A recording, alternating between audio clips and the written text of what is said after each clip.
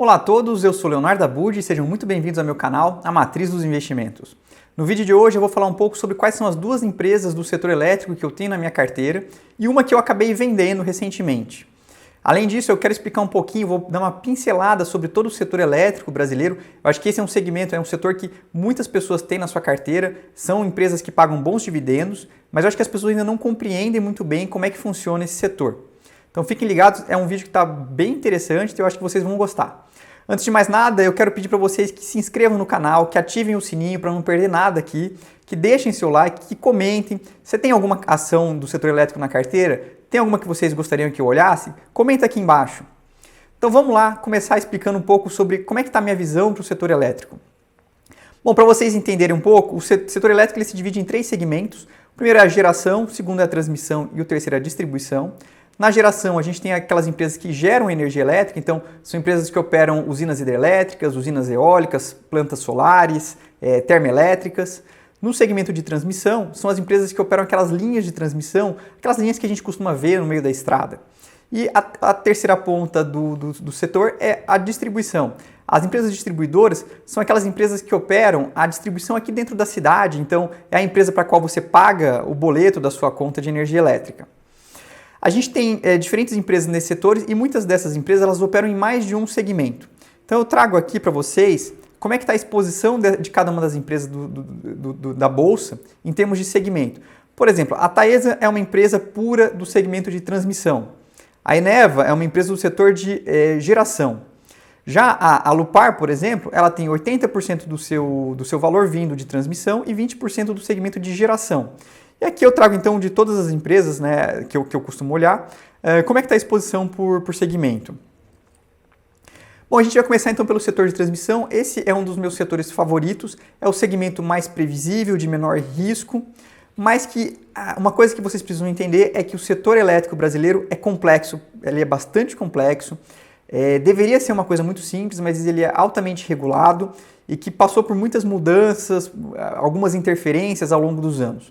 Então, para vocês terem uma ideia, no setor de transmissão existia um contrato que foi feito antes de 99, os que foram feitos de 99 a 2006 e os que foram feitos depois de 2006. Cada um deles existiam regras diferentes, para vocês terem uma ideia de como é que esse negócio ficou bastante complexo.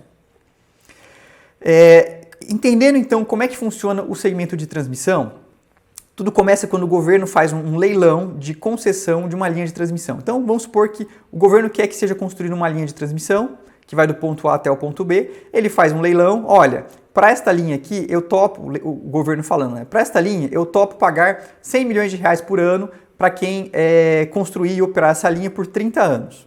As empresas então fazem suas ofertas e quem der o menor valor, ou seja, a empresa que fizer uma oferta de eu topo fazer essa linha de transmissão e eu topo fazer por 60 milhões. A empresa que der essa menor oferta, que vai ser o maior deságio, leva essa linha e essa empresa ela vai ter que construir a linha e vai operar ela pelo prazo de 30 anos. Só que existe um detalhe.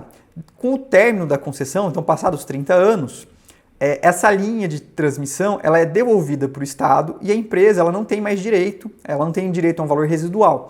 Então prestem bastante atenção porque isso é uma coisa que as pessoas não compreendem muito bem nesse segmento. Um outro ponto aqui, então eu trago como é que tem sido o histórico das condições dos leilões no segmento de transmissão.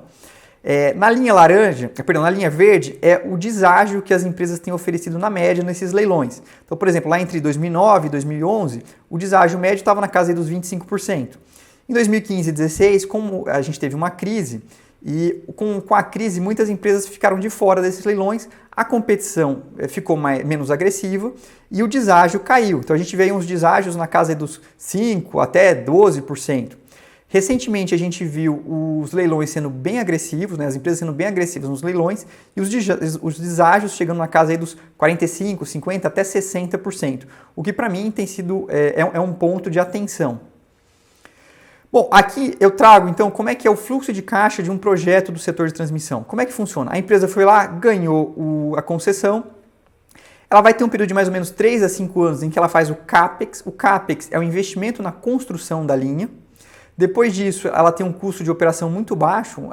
Depois de construir a linha de transmissão, a margem operacional, a margem EBITDA disso é de algo como 90%. Então, os primeiros anos eles são muito intensivos em capital, mas os 25 a 30 anos seguintes, eles são muito pouco intensivos em capital e por conta disso as empresas se tornam fortes geradoras de caixa. É o caso, por exemplo, da Taesa, é uma empresa que já construiu as suas linhas de transmissão e por ser uma forte geradora de caixa, isso permite que ela distribua muitos dividendos. Mas, de novo, a gente precisa tomar cuidado, a gente precisa se atentar com essa questão de que, ao término dos contratos, ao término das concessões, a empresa fica sem aquilo. Então, de certa forma, ela está amortizando o valor principal das suas linhas ao longo da concessão. Por conta disso, inclusive, a Taesa, para mim, é uma empresa que faz muito pouco sentido em termos de valuation. Eu acho que eu vejo muito influencer indicando a Taesa. Eu acho que assim, é uma grande bobagem. A Taesa é uma das empresas mais caras da bolsa para mim. Eu entendo que quem não percebe isso são pessoas que não entendem como é que funciona esse setor, olham, fazem uma análise muito rasa em termos de múltiplos, vou olhar dividend yield, preço-lucro, isso não faz o menor sentido para esse setor. Esse setor, infelizmente, você vai ter que projetar os fluxos de caixa das empresas, pegar todas as linhas de concessão, somar isso tudo, projetar esses fluxos, comparar com o valor que a ação é negociada hoje e calcular o que a gente chama de taxa interna de retorno, que é a TIR real desse projeto. Dessas ações. Essa TIR real, ela mostra como se fosse a rentabilidade que você vai obter carregando essa ação no longo prazo. E com isso a gente compara isso, por exemplo, com o título do Tesouro. Então, assim, o que a gente busca nas empresas do setor de transmissão? Capacidade de executar essas obras dentro do orçamento, elas não podem estourar os orçamentos, a gente já viu isso acontecer no passado. Bom alinhamento de interesses, as empresas não podem crescer por crescer. Boa alocação de capital, a gente viu esses deságios pesados que têm acontecido no setor. Uma capacidade de se financiar a baixo custo, então as empresas elas têm que ser capazes, como é um setor muito intensivo em capital, elas têm que conseguir dívida barata. E, de novo, o valuation não pode ser feito por múltiplos. Tá? Dá um trabalho, eu sei, mas é assim que funciona. Então, recentemente a gente teve um leilão. Eu senti que esse leilão foi muito agressivo ainda, continuou sendo agressivo. Eu esperava uma agressividade menor, visto que os juros subiram. Mas, por exemplo, a Neo Energia ganhou o maior lote com um deságio aí na casa dos 50%. Como é que a gente faz o cálculo, por exemplo, desse lote que ela ganhou? A gente tem que ir lá pegar a estimativa de CAPEX, ano após ano, pegar a estimativa de RAP, né, que a RAP é a receita anual permitida que essa empresa obteve no leilão, fazer o cálculo do fluxo de caixa de tudo isso e aí calcular a TIR real desse projeto e o valor presente líquido. Então, para vocês terem ideia, o valor presente líquido na minha projeção para esse lote que a Neo Energia ganhou foi um valor presente líquido de menos 800 milhões. Então, ela destruiu 800 milhões de reais com esse projeto. Não à toa, as ações tiveram uma forte queda no dia e nos dias seguintes também que ela ganhou esse projeto, mostrando aí que o mercado também não gostou dessa aquisição. Bom, então aqui a gente chega na primeira empresa que eu tenho na minha carteira do setor elétrico, que é a Alupar. É uma empresa do setor de transmissão, 80% é transmissão, 20% é geração. Negocia hoje numa TIR real na casa dos 9,5%. Eu tenho um vídeo em que eu detalho um pouco mais aí como é que eu tenho enxergado as ações da Alupar.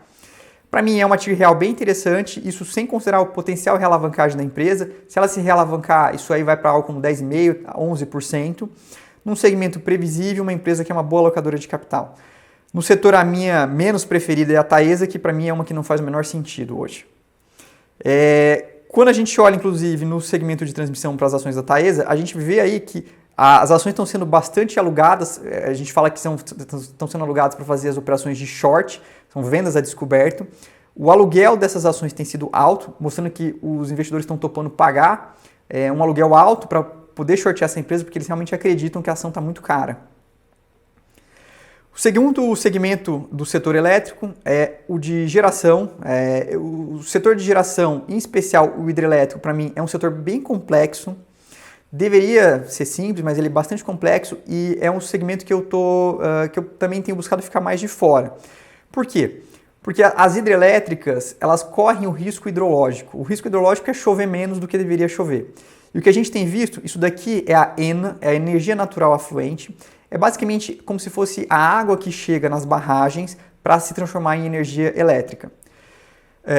Isso daqui então é uma comparação da ENA em cada um dos anos com a média de longo prazo. Então, quando a gente vê, por exemplo, 2016, que a ENA foi de 50%, significa que a energia que chegou, que a água que chegou nas barragens foi 50% da média histórica.